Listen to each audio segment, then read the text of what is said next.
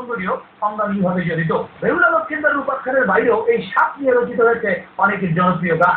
আমরা এবার তেমনই কিছু গানের অংশ বিশেষ শুনবো, যার উপর ভিত্তি করে আপনাদের জন্য কিছু প্রশ্ন থাকবে। প্রথম গান।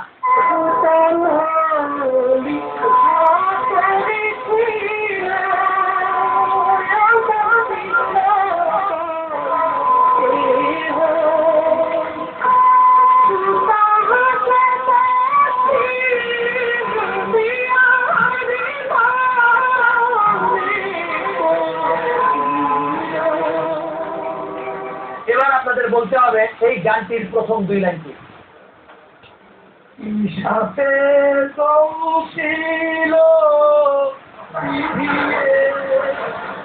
বিধির কি ধন্যবাদ। ঠিক আছে, এটা হবে কি সাপে দংশিল লখাই রে এ বিধির কি হইল রে। আমরা দ্বিতীয় গান শুনবো।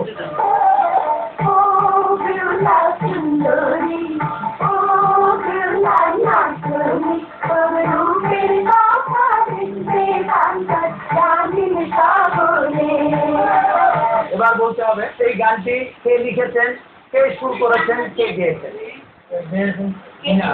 হ্যাঁ, নীলা আহমেদ হয়নি। গেয়েছেন শাহনাজ মাহমুদুল্লাহ, সুর করেছেন আলতাফ মাহমুদ, লিখেছেন জহির রাহান, ছবি হচ্ছে বেহুলা। এবার আমরা তৃতীয় গানটি শুনবো। বাবুরাম ঠাকুরে কোথা যাস বাপুরে, বাবুরাম ঠাকুরে কোথা যাস বাপুরে, পায় বাবা দেখে যা দুটো সাপ রেখে যা, পায় বাবা দেখে যা দুটো সাপ রেখে যা, বাবুরাম ঠাকুরে কোথা যাস বাপুরে। চমৎকার একটি গান। এই গানটিতে সুরারোপ করেছেন অরুণ বোস। যদিও আজকের অনেকে এসব গানের কথা যথেচ্ছ পরিবর্তন করে বিকৃত সুর এবং ভঙ্গিতে পরিবেশন করতে দেখা যায়, যা তারই কাম্য নয়। আপনাদের এখন বলতে হবে এই গানটি একটি কবিতা, কিন্তু কবিতাটি কে লিখেছেন। সুকুমার রায়। কে গিয়েছেন বলুন তো। শরৎ সিংহ। উত্তর সঠিক হয়েছে, অনেক ধন্যবাদ আপনাকে। এবারে চতুর্থ গান।